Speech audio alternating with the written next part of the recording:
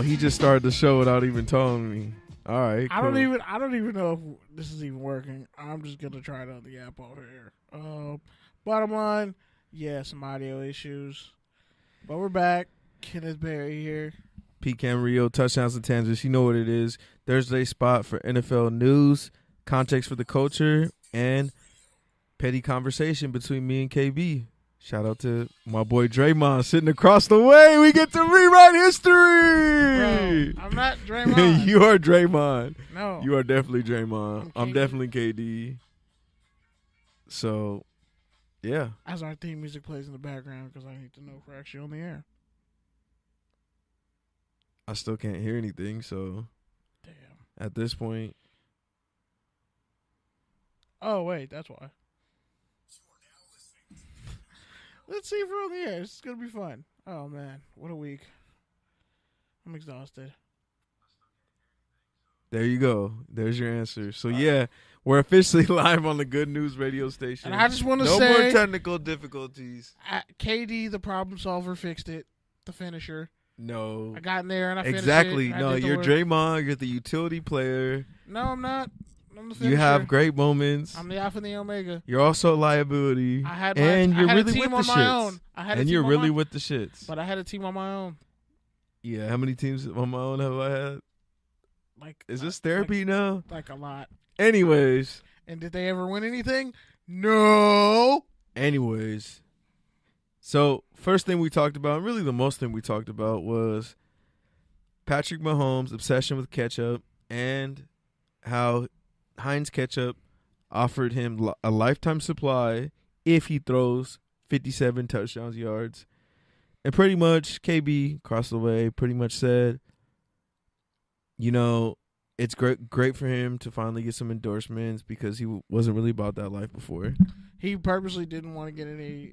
He didn't want to be a distraction his rookie year because it was a whole controversy between he and Alex Smith, who was going to be the starter. And I put him on fan court because Kenny also has a weird obsession. Fan court? Me. A weird obsession with ketchup. First off, I just want to say at 12 years old, I actually did put ketchup on a steak. Wow, he's confessing now.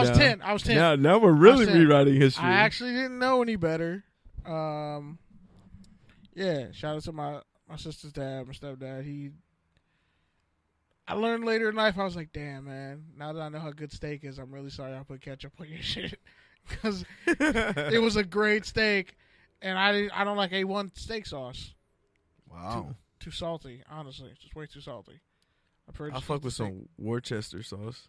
Worcester? Of course you are. Of course you're that type of person. That shit's fire. I bet it is.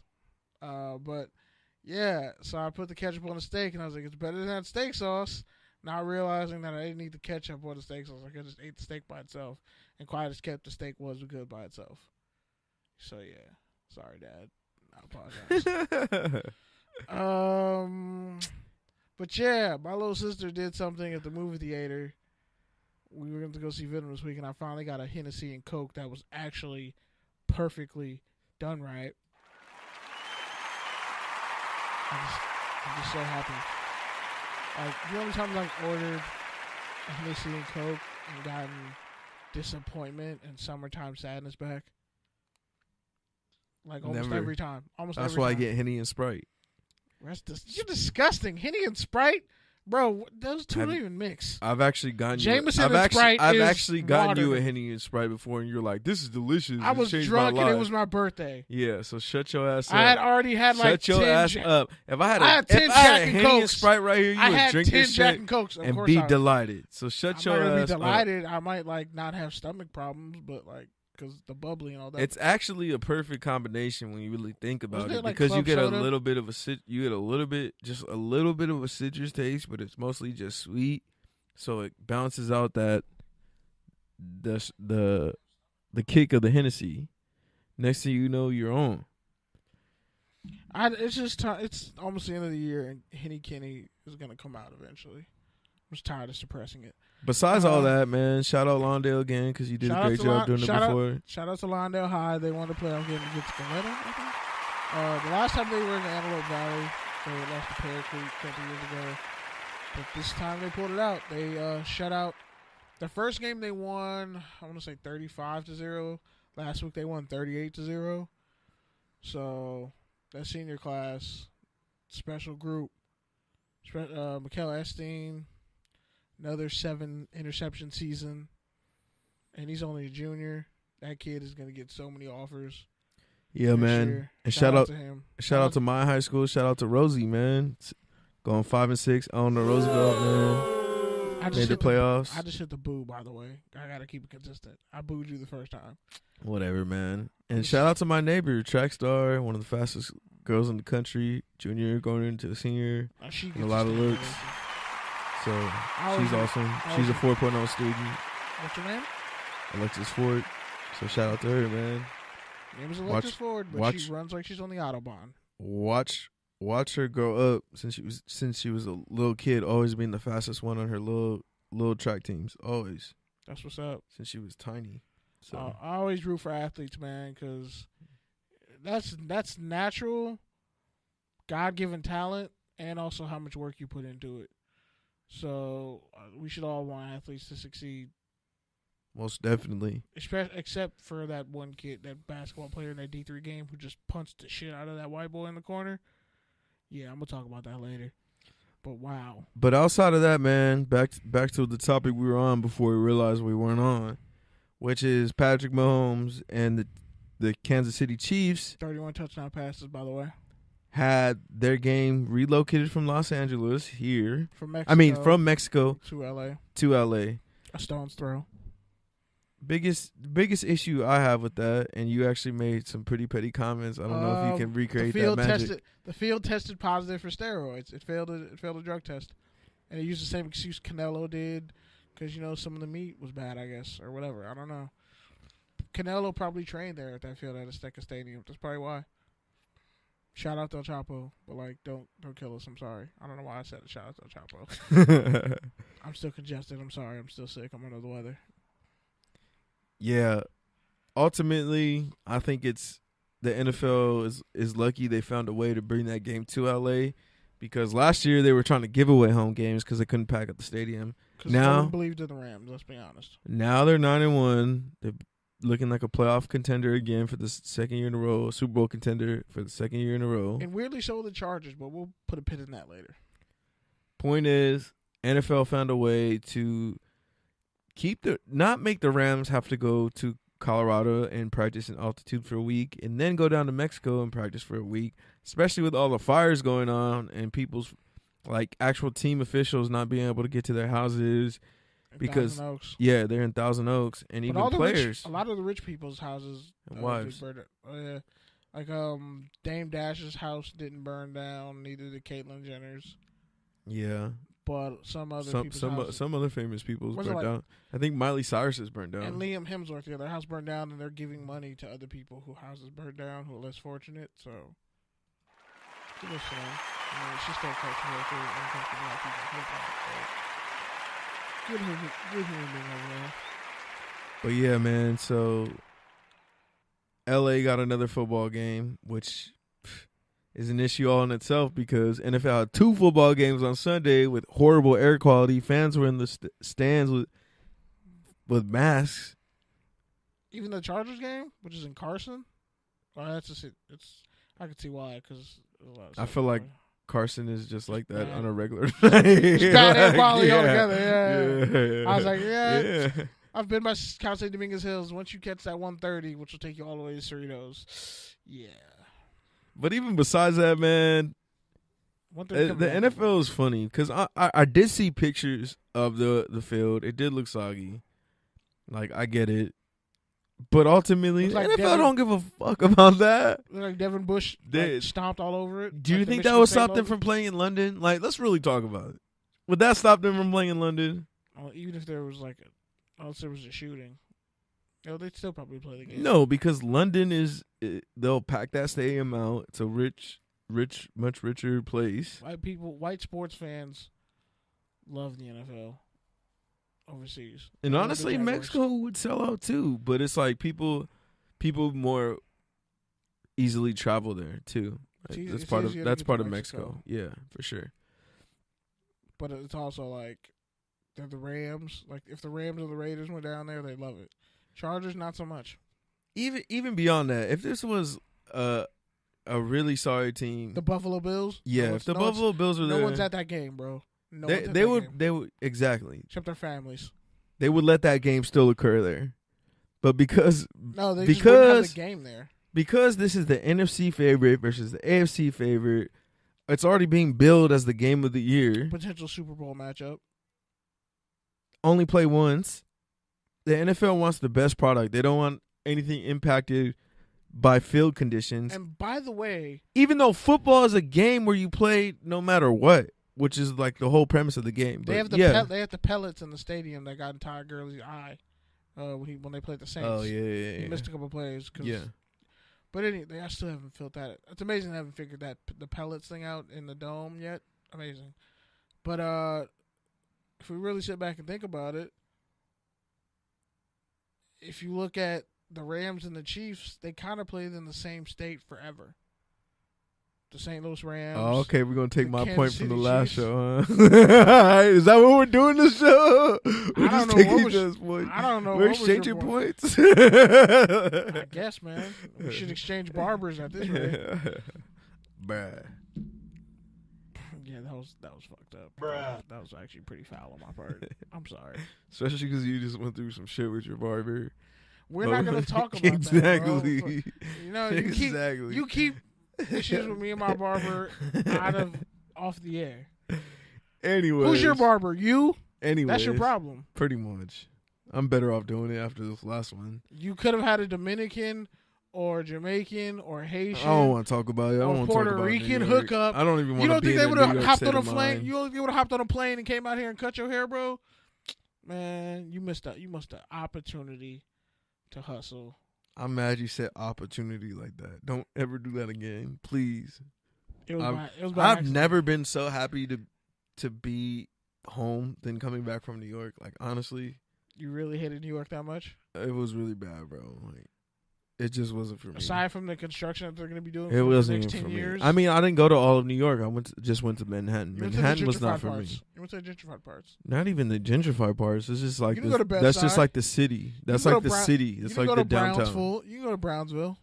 It's like that's like the city. You It's can go like, to Queens. You can hit downtown. up Corey, who's from bro, Brooklyn. I don't and lives in New I don't Jersey. You could hit you know him what's up. you know what's funny is like you say this and it's like you think they're close, but they're really not, bro. It's like that's like saying you came out here to LA and you didn't go to Riverside.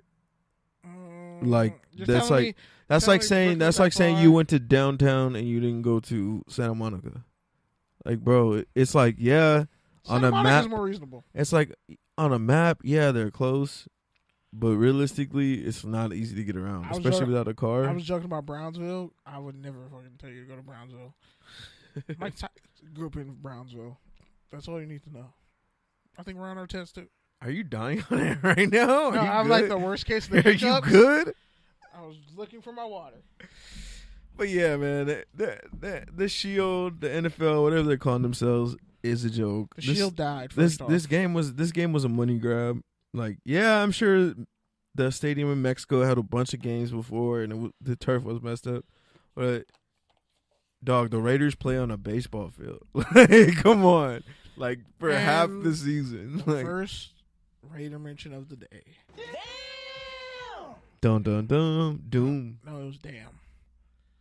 You tried though. Good job. But anyway, are we gonna talk about the horrific, disgusting situation in Pittsburgh? With Le'Veon Bell. The spineless cowards that are the Pittsburgh Steelers.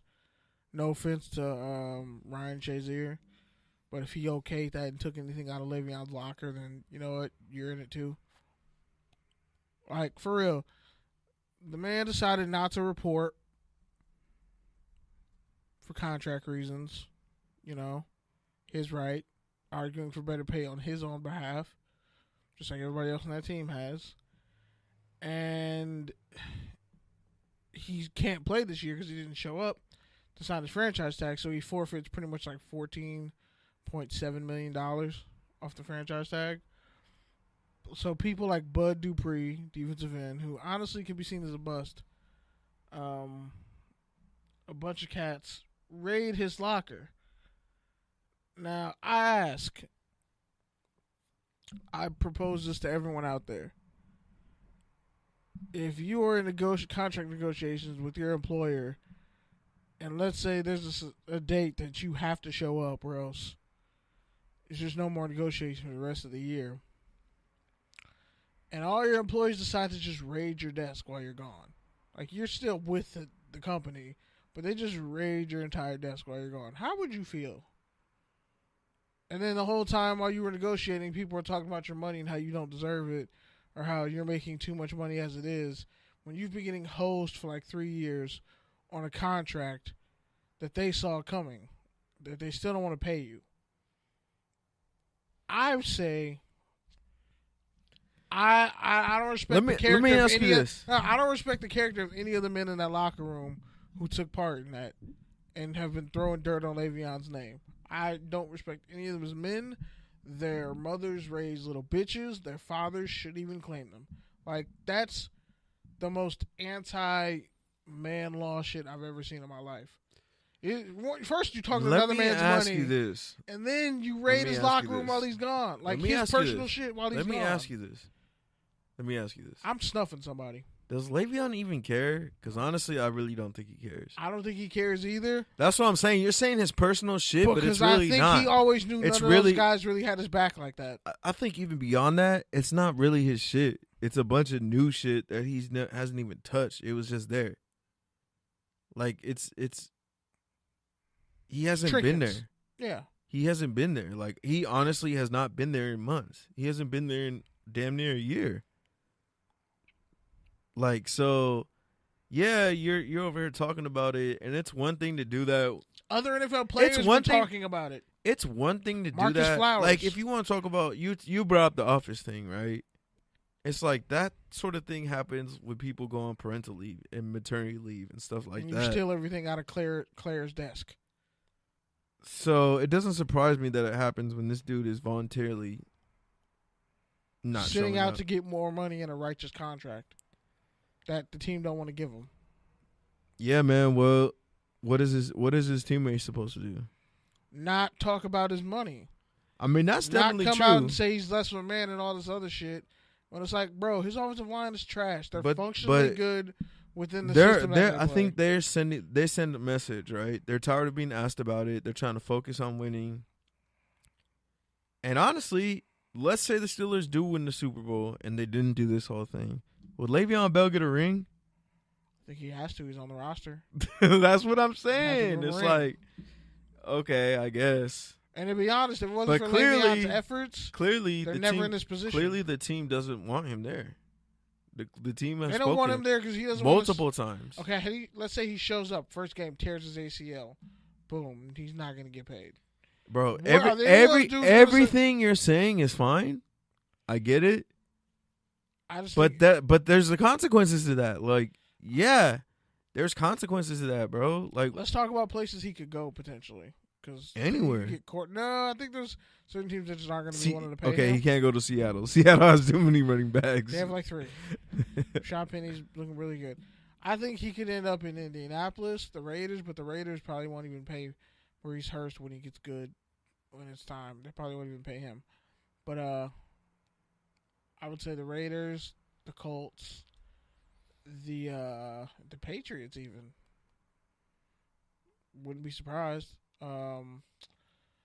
There's the Tampa Bay Buccaneers, but I think their issue is just more quarterback based, and they need a better head coach, better offensive coordinator because they have the pieces.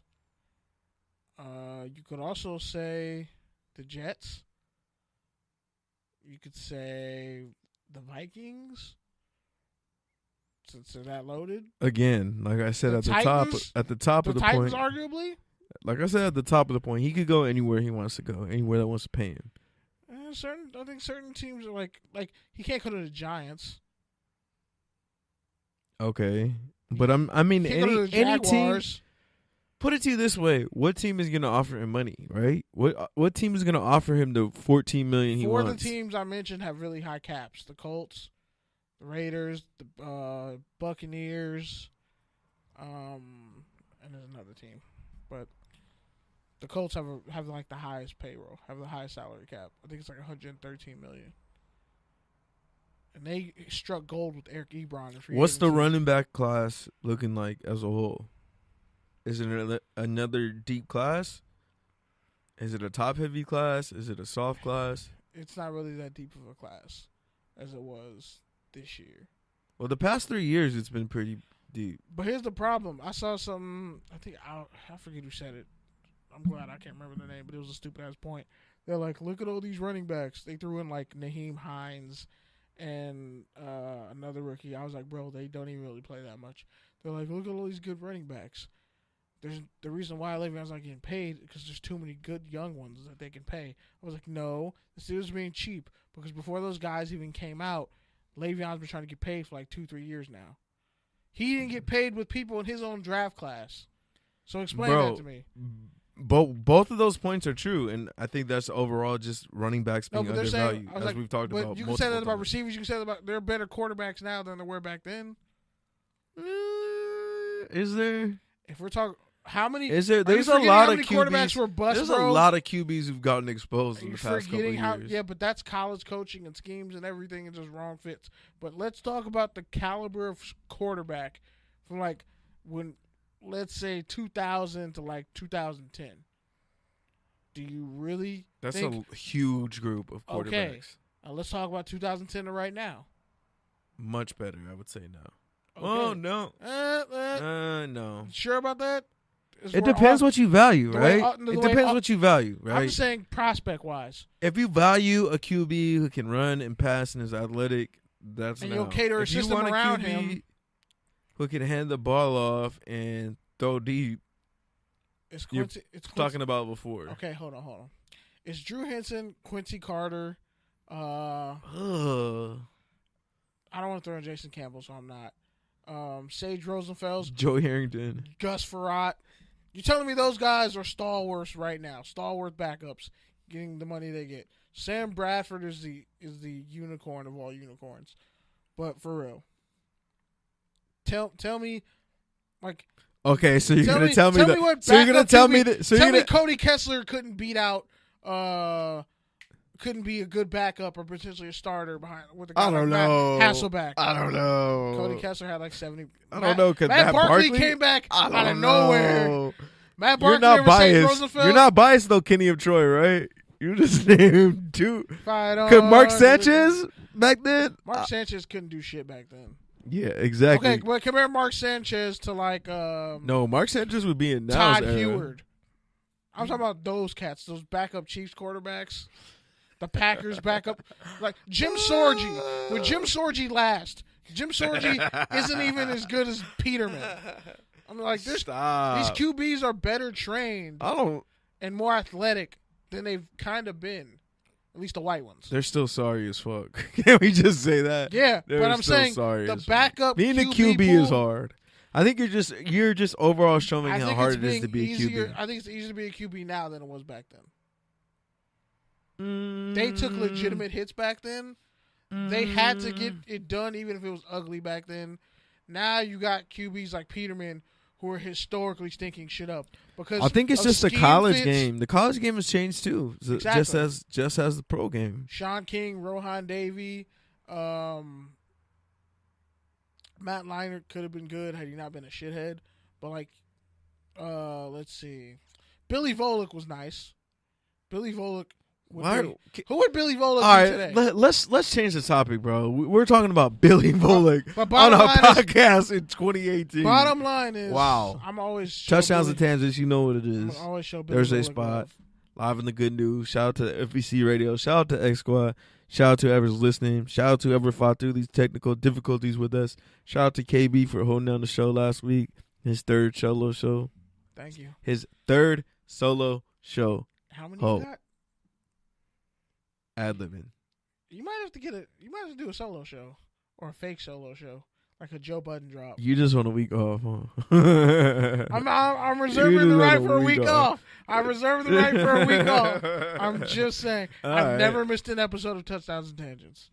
It's facts. It's true. My percentage is ridiculous. I'm like that kid who got the award in middle school for showing up every day since elementary school. Most useless award. I remember I didn't win, and I was just like, that kid's a loser. He needed it. But anyway,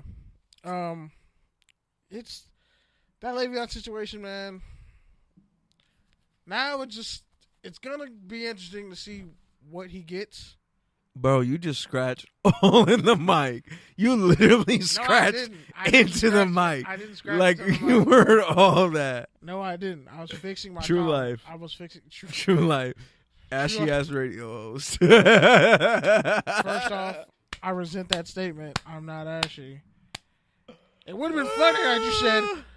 It would have been funnier if you said, "True life. My radio co-host has no neck. Why is he scratching it?" That would have been funnier. Can't even insult me properly. Dog, no one can hurt my feelings better than me. So don't even try. My jokes are funnier than my insults that I write for you wouldn't even be funnier than the shit I think of. Speaking of jokes, basis. The state that I was gonna say, I thought you were gonna say the war in Iraq, and I was gonna punch you. But nah, like real talk. No, I was gonna talk about Russell Wilson and about how he's pretty much the only reason why the Seahawks are even good. Yeah, feasible. Yeah. Shout out to Jordan Simmons, former backup offensive lineman for USC. And I was gonna say, I was gonna raise the question. And the NCAA stole his eligibility, but now he's a starting guard for Seattle because apparently they found the right guys. I was gonna raise the question about the Seahawks. They have 3 running backs. Is that a product of Russell Wilson, or is Russell Wilson's a product of the running backs? That's just them finally getting a running scheme together. That better not be my CarMax, bro, because I had like 3 in my backpack, and I know your punk ass stole one because you're smiling in my face. I really didn't. Bro, I really bought. I feel like that's my CarMax. Not steal your CarMax. I'll let you live just because I got 2 more, but I feel like you stole CarMax really in my backpack when I walked outside. But okay, I can afford my own CarMax. I'm good. I just feel like you're that guy who doesn't. You steal lighters and chapstick. I feel like you're that guy. I wouldn't steal chapstick from somebody else. That's gross. No, I mean like unopened chapstick. I feel like I wouldn't. If you for sure saw a pack, you would take it.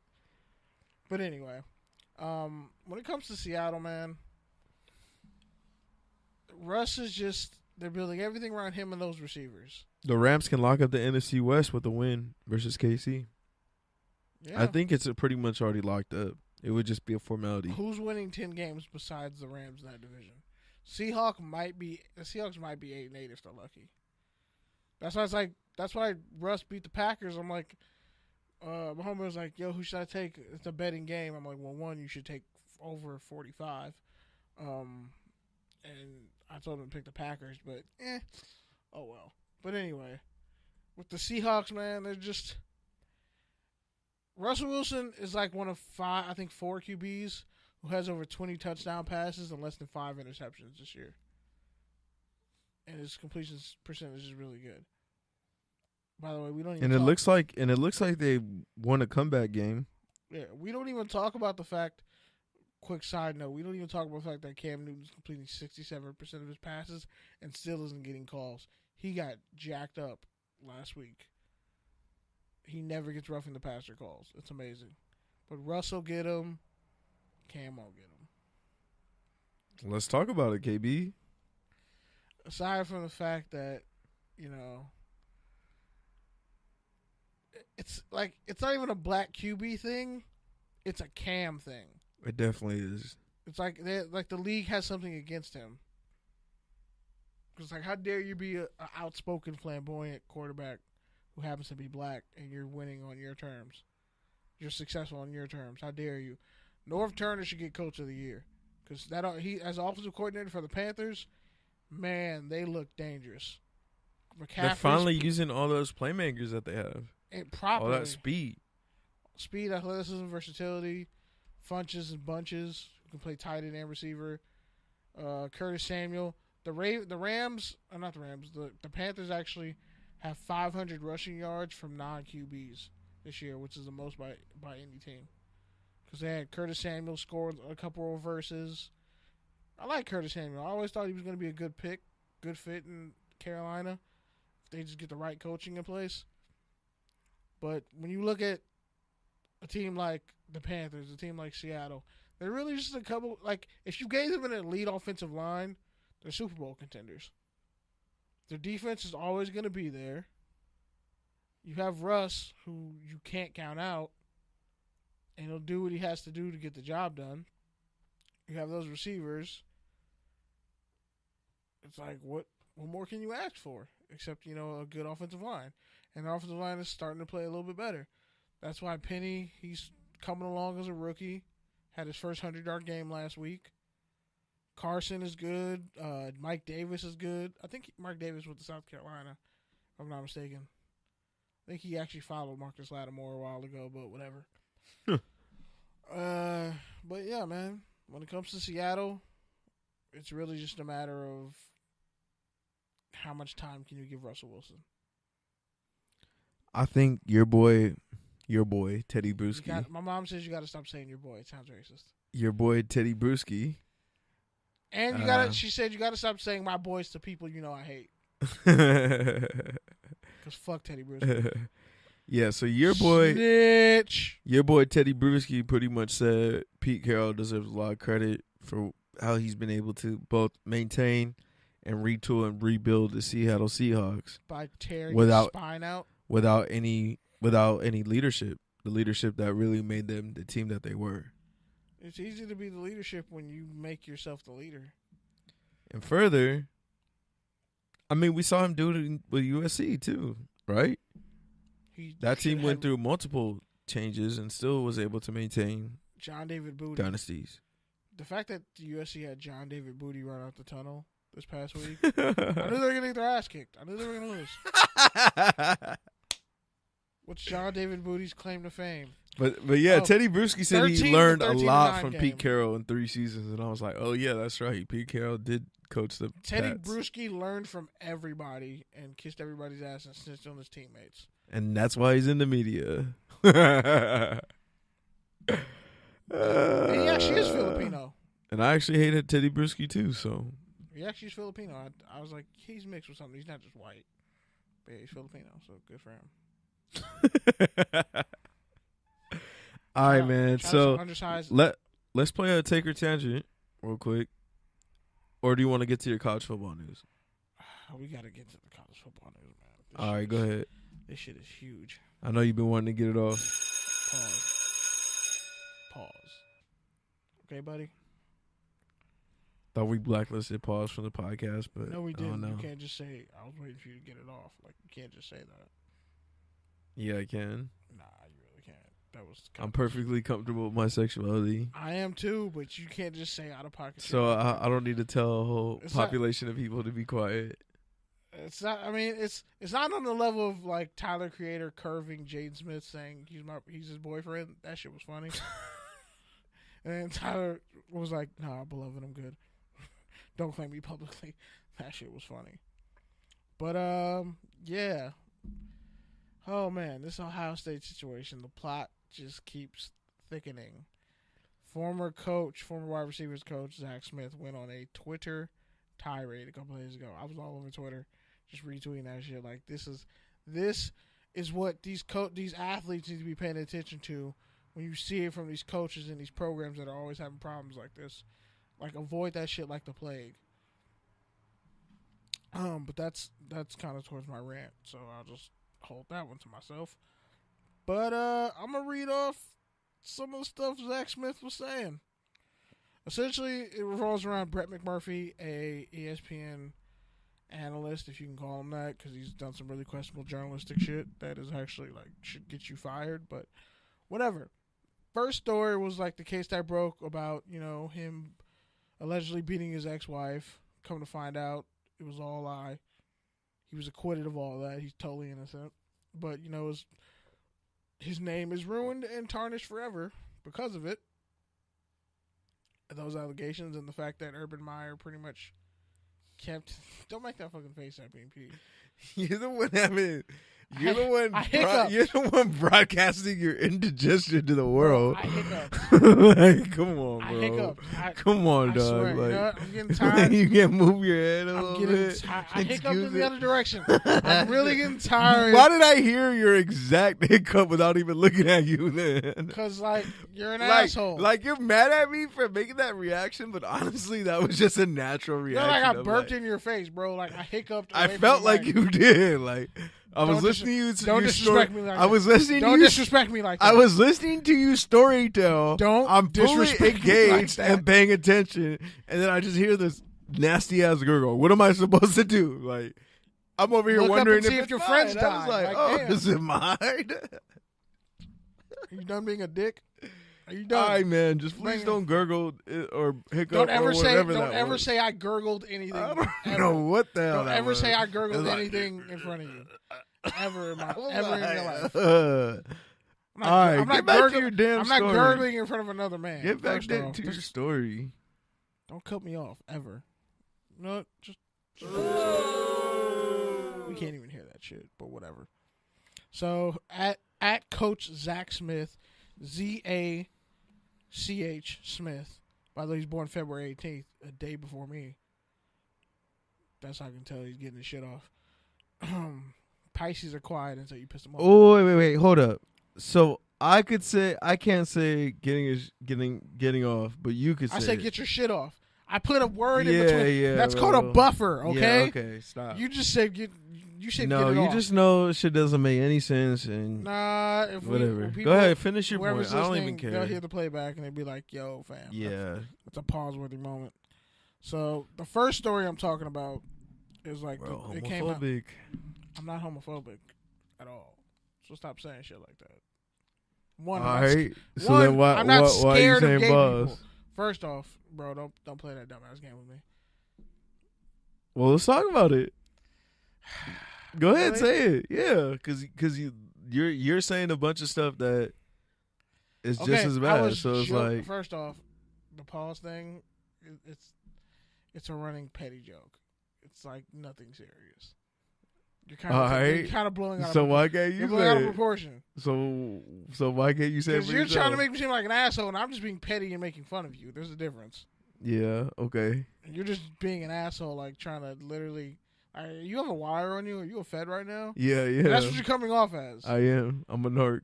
That's why you have a barrel chest, because you're a narc. You're okay. Got it. Cool. I'm gonna go back to what I was talking about now. All right, okay? get back to your shit. You done? You done dropping shit on the table? Thanks, Boxhead. All right. So first tweet pretty much is, fuck you, Pete. I swear. I'm gonna put the mic on my stomach. The mic. You know what? God don't like you. I swear I'm gonna punch you in the face one day.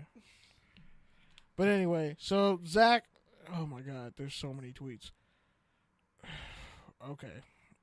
So he went in on Tom Herman, calling him a snitch, saying the only reason why he was investigated by the police and like the NCAA and everybody else is because he snitched to them about him, and it was a lie anyway, saying that he beat his wife. When he was coming out and saying, well, you know, your wife came to my ex-wife, depressed and sad and angry about how, like, he's always cheating on you, and Tom Herman he loves Asian bathhouses and Asian massage parlors. I'm not making this up. Bro, you can go look at his tweets. Whew, it's getting bad out here. I'm just trying to see which one. Okay, here's one tweet. You want to know what's crazy? That at Coach Tom Herman had Bellet JH, which is his wife, something Herman, put my ex-wife in touch with Brett McMurphy. And I finally got that confirmation evidence tonight. Parentheses, though I've known it for months. In parentheses. ... Deny. Right, Tom? Trying to bring down Urban? ... LOL. So many people want to talk about football fandom bias. Keep DMing me. I love you guys. Problem is, I'm not going to sit here silent. So y'all have a good night. Plenty more coming for old Coach Herman and Bell at JH. Oh, I hit the bottle less than Coach Tom Herman did nightly when he took G2s from OSU to mix with vodka, but good story. He was replying to somebody. Oh, and what did Herman say to all this? Herman didn't say shit. He said, "Okay, cool, hook him." Oh, he was talking shit at his press conference, but there's also I gotta get some of these tweets off from 4 days ago. The problem with coaching, you're not supposed to be real, and he put supposed in like parentheses. But I'm snitching ... because Coach Tom Herman cheated on his wife, and he added his wife's name. Let me see what her actual name is. Michelle Herman. Yeah, it's Michelle. Because Coach Tom Herman cheated on Michelle Herman several times. She used to call my ex and cry about how he was such a cheating shitbag. They will deny it, like she told her. I don't want to lose my life. Coach Tom Herman, remember when you told me about when your wife caught you cheating on her with an Iowa State recruiting girl? Laughing my ass off. I do. Man. Remember when you were with an Asian masseuse? Because I do, Coach Tom Herman. You're the biggest snitch alive and also the biggest hypocrite alive. Anyone want to know all that I know about Tommy Boy? Contact me. LMAO. Bruh. Somebody gonna get killed. Hey, Brett McMurphy, report this. I witnessed Tom Herman cheat on his wife several times. Once at an Asian massage parlor. This is a serious man law violation, but if Tom really is a snitch, and he's been proven to be kind of an asshole in the public, and he's done some shady stuff. So I'm kind of just going to lean on the side of the blackballed coach, because he has nothing to lose. Joking a little bit. Oh, and just texted him that I'm done protecting him. We got to be honest now, or nah? LMAO. I was crucified and ruined on social media. For no reason. However, he put like 6 dots. I know several high-profile coaches that should, all caps, should have been ... Know what I mean, Coach Tom Herman? Remember those several times you cheated on your wife and she told my ex about it? Because I do. Wait a minute. There's more. I'm getting all this shit off. Oh, boy. Yeah, that was the wrong sound effect, but whatever, it works. I have found new solace in being honest. No one likes that, but I have J.O. reason not to. I think he meant no. Hi, Tom, Coach Herman. You still running from the truth? Cool with me getting my life ruined on some bullshit? Yeah, this is Tom. When white people have nigga moments, wow.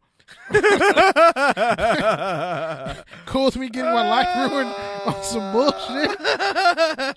Don't want me to expose you? Wait. Send one more person to meet me to hide your shit. I'm done protecting you, bitch. You're a bad human. He put bitch in all you're caps. a bad human. That's when you know it's bad, bro. Hey, Michelle, remember when you had... Not even like, fuck you. You're a bad human. Like, damn, okay, that hurts. Damn. Oh, man. I'm just going back to up until the first tweets. Hey, Michelle, remember when you had Coach Tom Herman text me that you're not afraid of me? You should be afraid because I know everything you told my ex, and I know everything your shitbag husband's done. So be afraid because I know the hashtag truth. What a WWE needs to hire this man to do their promos. Damn, son. Hire me than him because, fuck that. How do Coach Herman and his wife feeling after their horrendously underperforming season? Better question. How does she feel about her husband being the biggest shitbag in America? Doesn't want to ruin her own life? Just like she told my ex. I'm done being quiet, Michelle. And then Michael Thomas tweeted, it's hard to ignore truth when it's revealed. And I'm like, damn, dog. Like, what does Mike Thomas know? Like, damn. What does Michael Thomas just out know? here living your best life. You don't even need to get in the shit. You get in the shit. Whoo, boy. Now, there's more. This is, like, seriously a dangerously ongoing story. Like, I'm worried. Like, Brett McMurphy might get sued or snuffed. Because Zach Smith was going at his ass. Okay. So people are going at Zach Smith on Twitter constantly. He responds to Oh, no, that tweet got deleted, but I'll just read his response. He said, somebody asked him about, all the recordings you took of Coach Meyer. Does Shelly know you were stealing her son-in-law's text messages, blah, blah, blah. Zach Smith said, please do. I have no idea what you're talking about. This is me calling your bluff. Expose away. LMAO. You're a clown. Let's see it. Exposer. Oh, yeah. Or I'm not going to let people ruin my life without owning their own discretions. But yet, lost my dang mind. Works too. He said that in response to Mike Thomas or somebody talking on Mike Thomas's thread. Yeah. Put him in touch with his ex-wife. Okay, here's... shit. Wait, no. There's more. You got to hear this.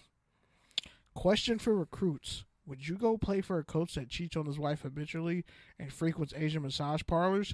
He has 3 kids. And his wife told my ex she's been trying to leave him for 6 years. God damn.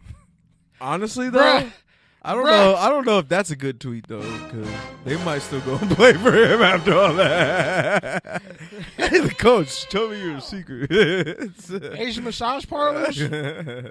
Dog, this is fucked up, though. Like, we're getting these jokes off, but we're going to eventually have a serious conversation before the show's over.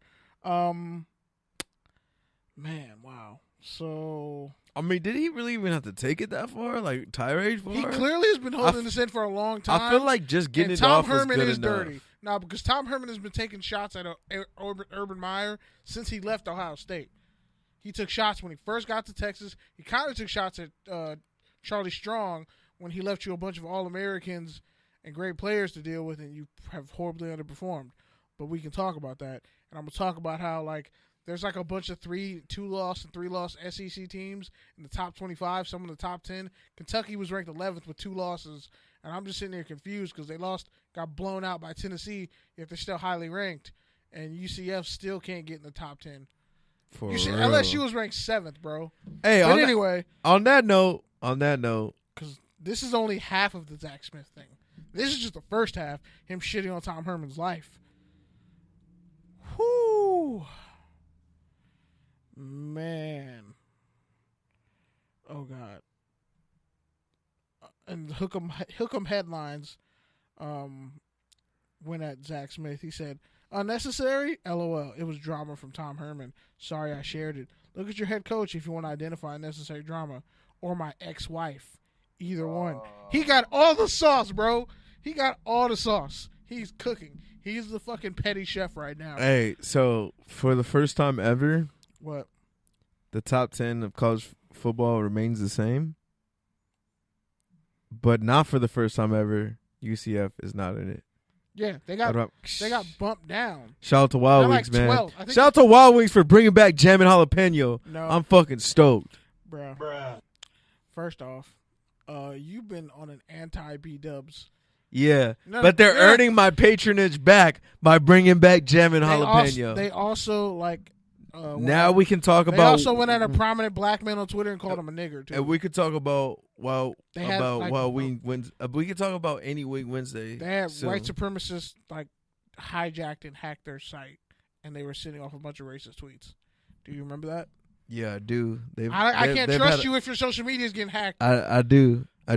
You still going to patronize it after what I just told you? Wings a Don't wing. lie. All wings matter. I swear. Wings a wing, man. Pete, if I didn't know you, I swear you were a Trump supporter. If I didn't know you, I'd be like, is Pete a white supremacist? A wing's a wing. I don't know, man. Some questions. I mean, Chick-fil-A has issues. You'll eat at Chick-fil-A. I said if I didn't know you, but I know you. Why you pulling up the B-Dubs Twitter? Why you pulling up the B-Dubs Twitter? You would go to fucking Waffle House. I've never been to a Waffle House. And you would go? They have issues too. Their owner said shit. I don't eat at a Waffle House. They don't have Waffle Houses on the West Coast. But you would eat there. When in Rome, but like if it was the only shit there, actually no. I use Grubhub. Stop lying. I use Grubhub. Stop lying, bro. I use Grubhub and I tell them to meet me downstairs at the gate because I don't trust people. But so Zach Smith, pretty much this whole thing, he really went at Tom Herman. Now he's just throwing shots.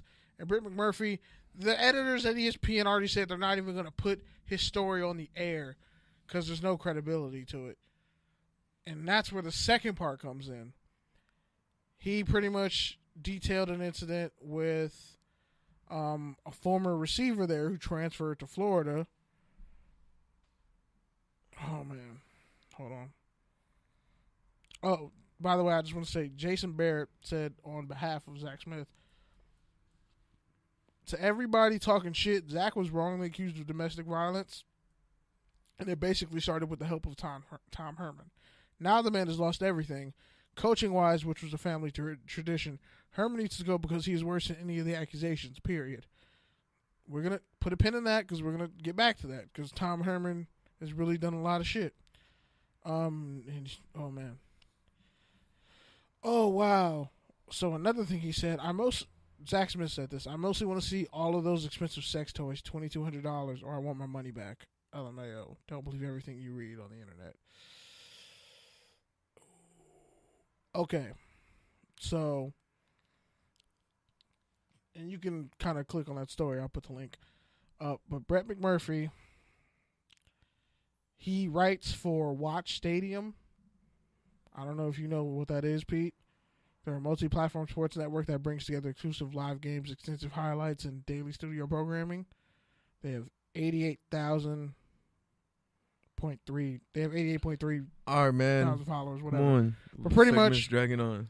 Trayvon Grimes, who was a former Buckeye receiver in 2007, admits there was an interaction between Smith and Grimes, but denies a racial slur. Brett McMurphy reported that there was a racial slur that Zach Smith, a white man, yelled a racial slur at a young black receiver in front of a bunch of black athletes on a football field. And this, he said, happened in 2007. He reached out to his mother, and the story that he put, pretty much he only had, the sources were really just his mom and his father, who he doesn't speak to, hasn't spoken to in 2 years. So his father said a bunch of shit that wasn't true. McMurphy ran with it, and his father's an ex-felon. He put that in the story, and then he also put in the story that his mom ripped off a bunch of old people at a retirement home and stole their money. And it's like, well, as a journalist, why would you use such unscrupulous people in your story and quote them for references if one's a felon and the other committed larceny and stole money and other stuff?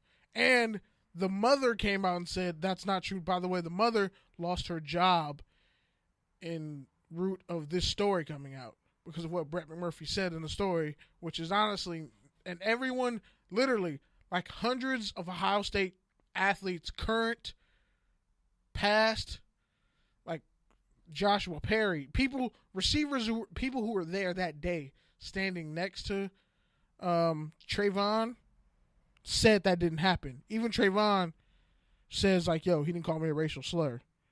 He just wasn't the right fit at Ohio State, so he went to Florida, and he was granted a waiver to not miss out the whole year. Because it's kind of hard to prove racism this, that, and the third, but I guess he just used that as a way to get out or whatever. But the whole story is on watchstadium.com, Brett McMurphy. There's a lot of journalistic inaccuracies in here. If I was an editor, I wouldn't have published it. It's in really bad taste. You're talking about Watch Stadium? Watch Stadium, yeah. You mean Stadium. It's just Stadium. Well, I'm just saying the hashtag, but yeah, Stadium. Yeah. But, it's some Yeah, they've had their issues with Shams and it's other some people. shit that'll get you sued and have your whole journalism career ruined. Anyone who reads the story, and you have all the people involved coming back saying, yo, this dude's lying. The mom saying, me and my son. So ultimately, why does this matter? Because Zach Smith is you're painting me as a racist, and then you're painting me as a wife beater the first time around. So you clearly have a hard-on against me, and I'm going to get to his tweets. He said, you want to talk about reaching? Now I'm a racist and got into a fight? You must really be bored, Brett. You're about to lose whatever credibility you had left, if any. Now, other people, prominent journalists, he said, I've asked Paul Zeiss. He's an evening host for he works for the Pittsburgh Post-Gazette. He's a columnist in Pittsburgh. And he said, I think that instead of pay-per-view Tiger versus Phil, we should be treated to pay-per-view Coach Zach Smith versus Brett McMurphy in a debate and a steel cage match, because based on what I've seen on your Twitter, that would be get your popcorn level of fun. And he said, I've asked him multiple times he won't sit down with me because he knows he's a phony. His reportings are inaccurate and lies. We can all wish, though. Johnny L. Dixon, a player on the team. I witnessed the whole altercation, and this didn't happen. You think a group of African American young men will sit there and let something like this happen? Say what you want, but this isn't true at all. And he's talking at Brett McMurphy. There's hundreds of responses. He says, Paris Campbell, a receiver on the team. There's no way that anyone would believe this. No way. This lie's just out of hand. I was present in the entire altercation. What's said in this article never happened. And he put that in all caps. I can guarantee it. Crazy how social media gives people platforms just to spread nonsense. Now, just to show you how many followers Brett McMurphy has, and he works for ESPN and he also does Stadium, he has about 196,000 followers. Now, that's a lot of reach. You're on the air. People see you. And if, like, current players on the team, past recruits, the family, everyone involved in the story, except for, like, the father who's a felon and the shady cat and is not even involved with his son, hasn't been for, like, 2 years, are coming out and saying this, bro, that's 2 stories you wrote about Zach Smith that demonized him and ruined his reputation. From what we remember from journalism law, from what I've seen, and from literally like shit that's happened to me where I was about to sue somebody for trying to defame my name, Brett McMurphy better have some money behind him, because I think this is gonna be like that situation where they finally got rid of Bill O'Reilly at Fox. I think the coach got to be careful too, because he's already mad as shit. Like, it's at this point. No, but if what he says is true, it's more like, I'm embarrassing you for your moral misfortunes. So if it's not true, you got to come out and say it's not true. Yeah, but even then, true. You can easily prove malice. He took the gloves off. It better be true. Yeah, but I mean, there's only better be true. But if you can has to be true. But if he can prove what he can prove, then malice is out the window, because there's clearly malice on both sides. True. And Tom Herman has a history in the media just from like the past couple of seasons where he's saying the wrong things. Like, all right, man, we already talked about this for 20 minutes. Yeah. So okay, well, last one. After talking with several lawyers, I honestly need to know how what Brett McMurphy is doing is not illegal. Publishing complete lies at my expense, but because I'm a public figure, it's okay. What is wrong with this world? Now, was he a public figure before all this stuff came out? No, you didn't know who Zach Smith was before the Urban Meyer got suspended, so he was not a public figure. And maybe a public university. Give y'all some journalism law 101 right here. This is why I love this show. I put in the school bell. But yeah, man, with recruits and families, and I'm gonna throw in USC for a second. I'll talk about USC before, but they just had another guy kicked out the program, dismissed. Sophomore linebacker Levi Jones, son of a former NFL player, brother of Zay Jones, who went to Eastern Carolina, the dude who smoked that synthetic weed and almost jumped out the window. Okay, you gotta identify him like that. You can't identify him as the Buffalo Bills wide receiver, former second round pick. He's done nothing this year, but bro, he's got touchdowns. He has touchdowns. But I'm saying Caleb Jones, who went there, plays for the Bills, bro. Play for the Bills. Yeah, okay. And then Caleb Jones, I forget where he plays right now, but he went to Arizona, and he went to Texas but transferred to Arizona. He's in the NFL. Their little brother, Levi Jones, they won't say what. Clay Helton won't tell you what got kicked off the team for, but he's pretty much not associated with the school at all. It's crazy. There's a cult, and USC's 5-5 this year. They're terrible.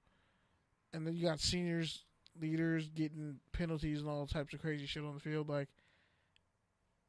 the culture that you have in place, it's not just about X's and O's in football. It really is about how you run, how much integrity you have as a man and as a coach, and how does it spill down through the assistants on your staff.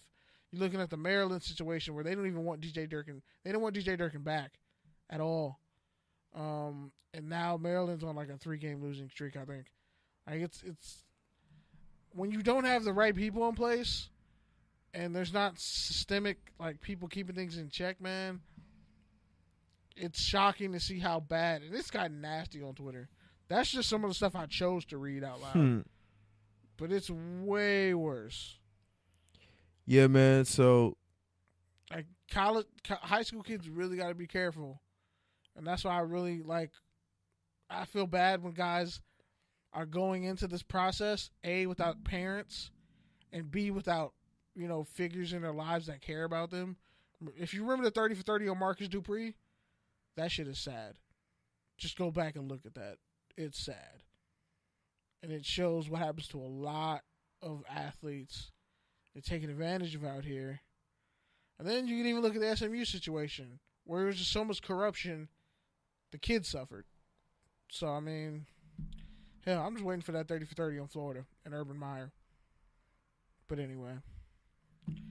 Anything you want to add to that, man? Nah, I think you pretty much touched on it all. You pretty much gave us the oral history. I mean, yeah. I even read it in a really spicy voice. Like, I really got into it. I got into my radio announcer bag. Yeah, man. So real quick, I just wanted to shout out the Arizona Cardinals for having 21 veterans come over, play esports, play video games with the Arizona Cardinals. So shout out to them. And I know you had some good news you wanted to share too. Or did you want to just talk about it? Click on that link, bro. Oh, man. So. Quickly, because. And we'll decipher or not if this is actually good news. But the NFL donated $35 million in neuroscience research grants. They here's the thing. First thought, so they're commissioning PR? There you go. I mean, I wasn't gonna say it, but you said it. You beat me to the punch. So, there's a couple different groups that they're gonna give it to. And the money, the $35 million in grants, is to fund brain health and injury research. The grants are part of a $40 million commitment the NFL made in 2016 to fund medical research focused on enhancing player health and safety. And there was a $6 million, I'm just going to say $6 million. I don't feel like saying the whole number. But it was like $6 million to prevalence of brain health versus neurodegeneration in professional football retirees, led by researchers at the University of Pittsburgh and University of Pittsburgh Medical Center, UPMC. $14,600,000, whatever, to prospective longitudinal. Is that it? Longitude? I don't know how to say that, but whatever. LONGITUNDINAL, whatever. And translational study for former National Football League players led by William P. Meehan, MD at Boston Children's Hospital and Harvard Medical School. All right, bro. You don't have to read the news release. We get it. The NFL don't give no, but I'm shit saying ton of money. Because it's like it's $9 million here, $14 million there, $3 million there. But that black doctor from the movie Concussion, first he got ran out of San Francisco by the corrupt police there because they were destroying medical reports and they threatened his life and he disappeared. But him working with the NFL and him being pushed off to the side, it's like, yeah, they were obligated to give this money. Do you feel like it's a good thing, or do you feel like it's kind of just, yeah, it's what you're supposed to do? How you feel about that? I feel like it's both. I feel like it ultimately just depends on what researchers' hands it falls into and what they do with it. But what if it's like researchers that are linked in with the NFL? That's what I'm saying. I don't know. It's not like you never know if it's on the up and up. And a lot of these grants, once we go find out and know exactly what they're going to do with it, you never know. Science and money go together. I'll just say that. I think it's just an exclusive skill. Exactly. You need money to fund research and exactly. science. And it's not like it's hard to hold researchers accountable when other researchers hold other researchers accountable. Or that makes sense. Or if the NFL, it's like we'll never. Let's say you have an investor. You don't know if research is right or true until it's tested again, right? So it's like And voted your on by results everyone are involved. your results, but it is what it is. It's only a precedent until something else comes and resets that precedent, right? So for a But long it's time, the also NFL did a lot of brain research, and it was a lot of it was fluff and skewed and like bad research. because they But paid they for were the it. only ones that were doing it. So like, yeah, they were helping and finding discoveries and stuff like that. But they also were being misleading It's kind of and like not telling the whole picture and the whole truth. it's not like So the government doing researches on like let's say flu shots and stuff. They didn't really tell us all the findings behind their medical I mean, I think studies. part of it is it's hard to as well because you don't really know until If you reveal the it's full been truth to happening for a people, long time. yeah, but I'm saying like It's like you're giving out the money. it's like these screens, right? It's like you can That do. money comes attached with a promise. It's like screens. It's like anything else. It's like technology. It's like yeah, you know, we did studies and people were cool, so we wrote it out to the public. But like, we don't really know what it's gonna do over a span of 20 years because we haven't had this for 20, 40 years to study it. But So it's like, yeah, you're right. Like, it could be really skewed, but I mean, that's just kind of the nature of it. it's like the same way in wrestling, where Vince is really like he doesn't. They don't really publish medical. They don't publish injury reports. Like that's why CM Punk he finally won his lawsuit against WWE a while back. But like, because whoever you're paying the money to, whoever you're giving the money to, in science, Well, team they're doctors is a beholden- whole different thing. no, but I'm saying Doctors is a for whole like different thing. institutions, if you're giving them money, they're beholden to you for the type of Not money you give. necessarily. That's To an why they extent. have foundations. That's why they have foundations, like and that's why you endowments. have universities. But it's like Those are supposed to be the institutions that funnel and oversee it and create that kind of degree of separation. yeah, but Right? at the So same it's like time, that's still you a have lot the of money. hospitals that raise money, you have the nonprofits that fund the hospitals that raise the money. So they're the ones who're supposed to be kissing ass to the investors and stuff like that. And, you have And the lobbyists, doctors and the researchers are supposed to be doing their own shit independent of that. but corporate always ties into to what they do in the medical field. Because like let's say we want. Well, this to yeah, change because the health. that's where the money is. So That's it's what I'm like, saying. yeah. That's what I'm saying. Whoever gives you the money, that's It's who like, you're I'm going to beholden pay to. you money to go look in that dark corner. So You're not whatever going to you- find something in the other dark corner because I'm pointing you in that direction. And what if you find something that I don't like, and I just gave you all this money to tell me bad news? But that's what the institution is for, and that's why they're supposed to be operating But independently that's of what that. I'm saying. That's the problem when it That's what I'm comes to these saying. organizations and the money in the medical field. It's a lot of corruption. It's a lot of just. I mean, that's it's a lot of all unfortunate- institutions yeah, and yeah. bureaucracies and of course. organizations. But I'm saying, as long as there's that much money involved in these medical institutions, like what watchdog groups are making sure? Okay, what is this institution going to do? We want to be involved in the step by step, progress of where this money. Other researchers. That's really all it is. It's other researchers. It's other hospitals. It's a rat race. That's what it is. It's a Because race. all these there may be like one or two NFL players really trying to get ahead of this, but how many actually are the players union trying it? By the way, speaking of players unions, But yeah, man. the NBA. Go ahead. We're over time, so I'm trying to get to the rants. Yeah, you want to go first? Yeah, man. So pretty much New York.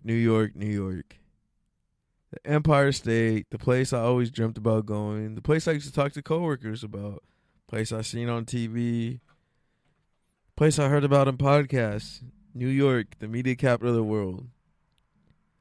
Honestly, I got there and I was like, this is what all the hype is about? Because realistically, if I really wanted a city that was all clustered and on top of each other, on top of itself, I would just go to the Bay. Like, the Bay is just a much better speed to me, personally. Or even the Pacific Northwest. And it's like, yeah, man, New York is cool, but it just wasn't for me. And granted, I only stayed mainly in Manhattan, which is like the main part of the city. So I didn't get to get all the different flavors of the different places in New York. So I can't shit on New York in its entirety.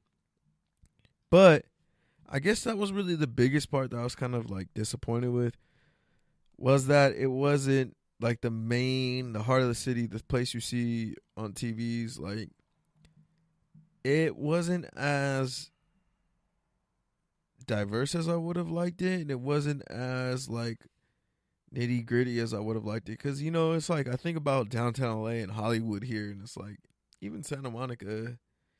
It's like, yeah, man, you have the rich of the rich, but you also have like the people that are just trying to maintain, and like I didn't really get a good sense of that there. So I just felt like, man, maybe the city ain't for me. At least Manhattan, but I don't know. I got to get to the other bureaus. I got to get to Harlem. I got to get to Queens. I got to go there with more time to do more shit.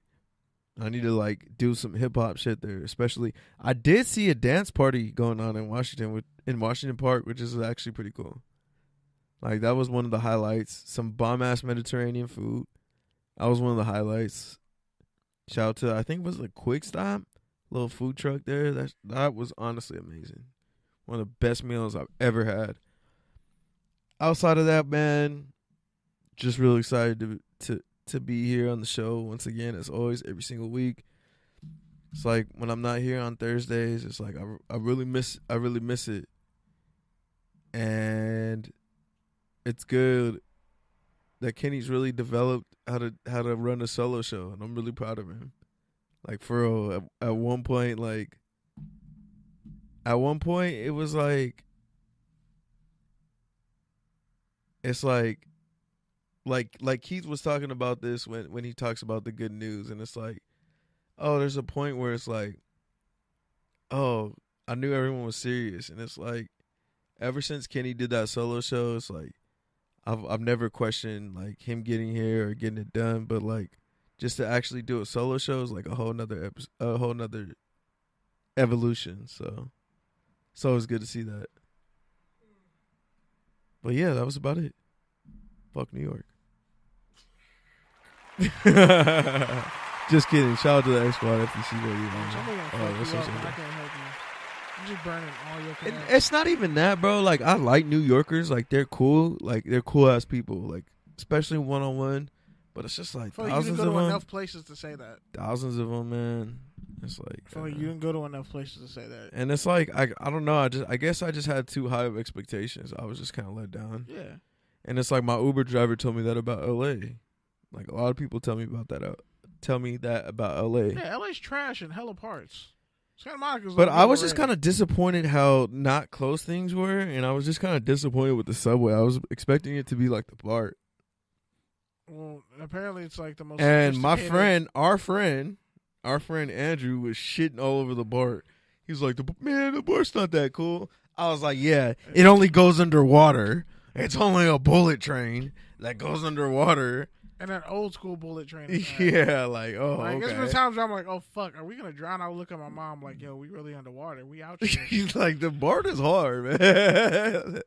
I've seen fights on BARTs. I've seen parties on BART. I've seen people with full on luggage on there. Man, New York people don't care. New York people are like literally shoulder to shoulder on that subway. I can't. It's can't- crazy. You hit a point and it's like, I can't do it just because I would end up punching somebody.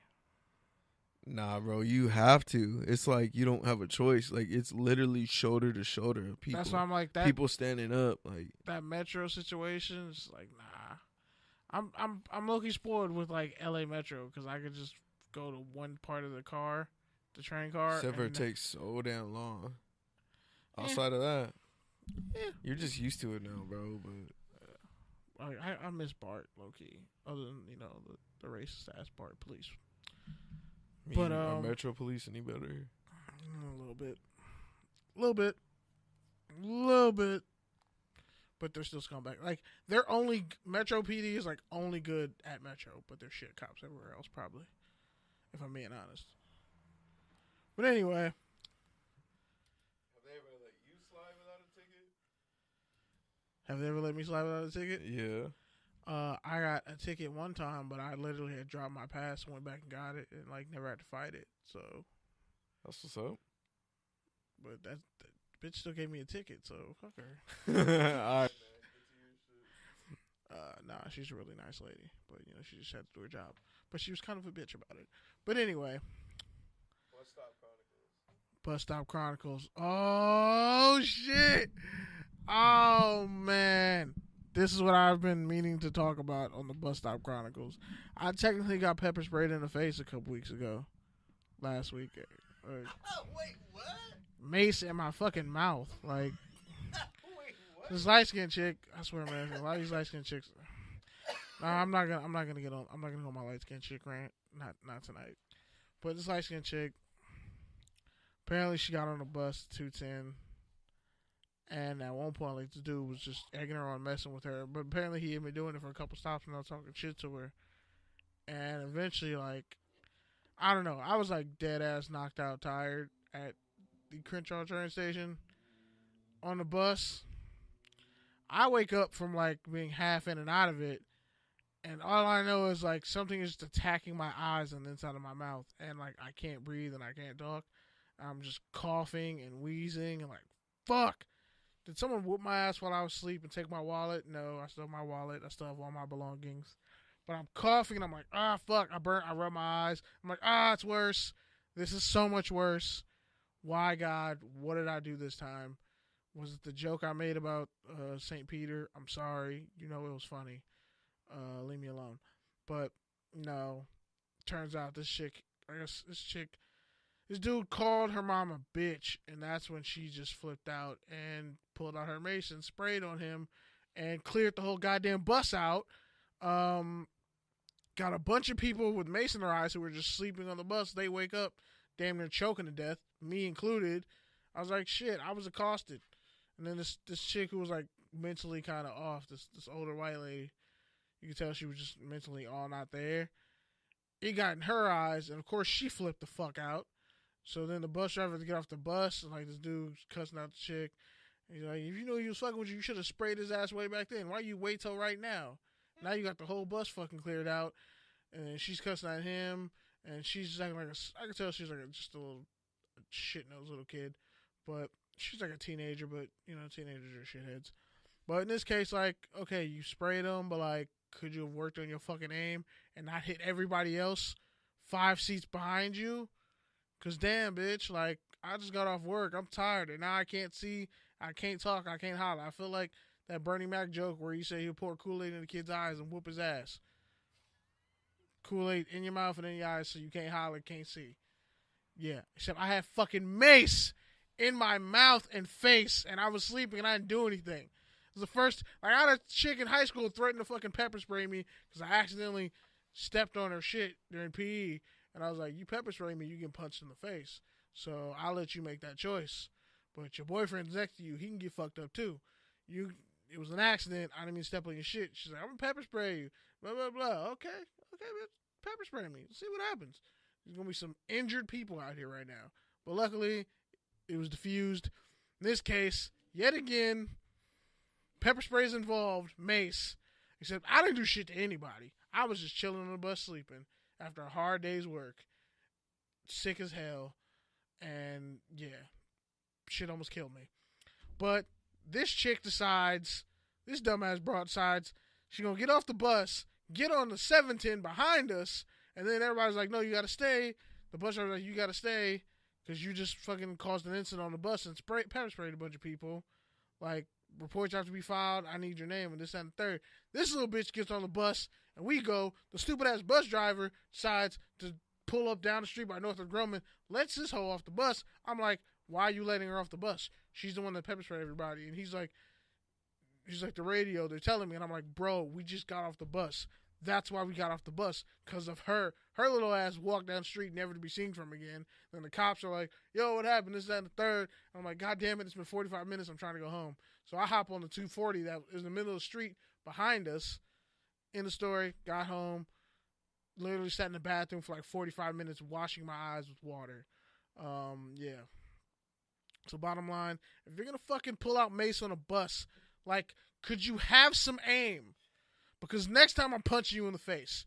Fuck civility and chivalry. No, you killed it. I'm just here to bury it because I got mace in my face and my mouth, and so do like 7 other people, and we all want to slap the shit out of you because you can't fucking aim. And you want to act all emotional because somebody called your mom a bitch. Whoop-de-doo. Your mom probably is a bitch.